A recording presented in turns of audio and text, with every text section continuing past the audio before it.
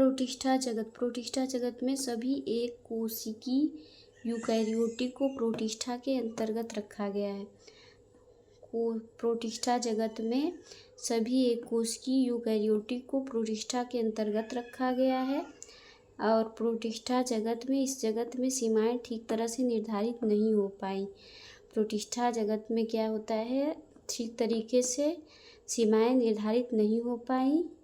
और प्रोटिस्टा जगत में एक जीव वैज्ञानिक के लिए प्रकाश संश्लेषी प्रोटिस्टा हैं। एक जीव वैज्ञानिक के लिए प्रकाश संश्लेषी प्रोटिस्टा हैं और दूसरे जीव के लिए एक पादप हो सकता है।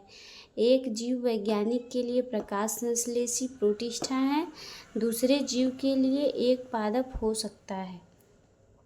प्रोटिस्टा जगत के अंतर्गत जिसको रखा गया उसको देख लेते हैं। पहला है क्राइसोफाइटा, दूसरा है डाइनोफ्लैजिलेट, तीसरा है यूग्लिना, चौथा है औपंक कवक और पांचवा है प्रोटोजोआ। प्रोटिस्टा के अंतर्गत रखा गया है इसको। प्राथमिक रूप से प्रोटिस्टा के सदस्य जलीय होती हैं। प्रोटिस्टा के जो सदस्य होते हैं वो जलीय होते हैं। और प्रोटिस्टा को यूकैरियोटिक होने के कारण इनकी कोशिका में एक सुसंगठित केंद्रक एवं अन्य झिल्लीबद्ध कोशिकांग पाए जाते हैं।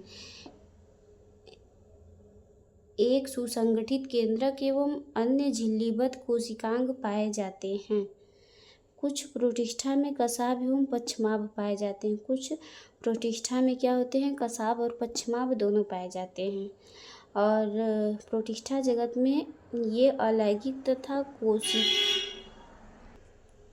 प्रोटिस्टा जगत में ये अलैंगिक तथा कोशिका संलयन एवं युग्मनज बनाने की विधि द्वारा लैंगिक प्रजनन करते हैं।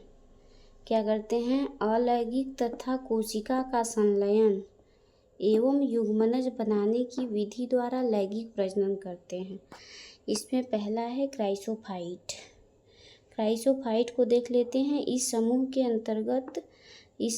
क्राइसोफाइट समूह के अंतर्गत डाइएटम तथा सुनहरे शैवाल डेस्मिस्ट आते हैं। डाइएटम तथा सुनहरे शैवाल डेस्मिस्ट आते हैं। ये स्वच्छ जल एवं लवणीय समुद्री पर्यावरण दोनों में पाए जाते हैं।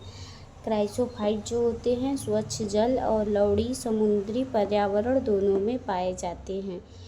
और क्राइसोफाइट ये अत्यंत सूक्ष्म होते हैं। क्राइसोफाइट क्या होते हैं, अत्यंत सूक्ष्म होते हैं, जलधारा के साथ निश्चित रूप से बहते हैं।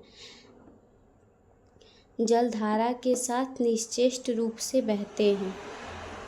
और डाइएटम में कोशिका भित्ति जो होती हैं, क्राइसोफाइट में ही डाइएटम में जो कोशिका भित्ति होती हैं साबूदानी की तरह इसी के अनुरूप दो अतिच्छादित कवच बनाती हैं।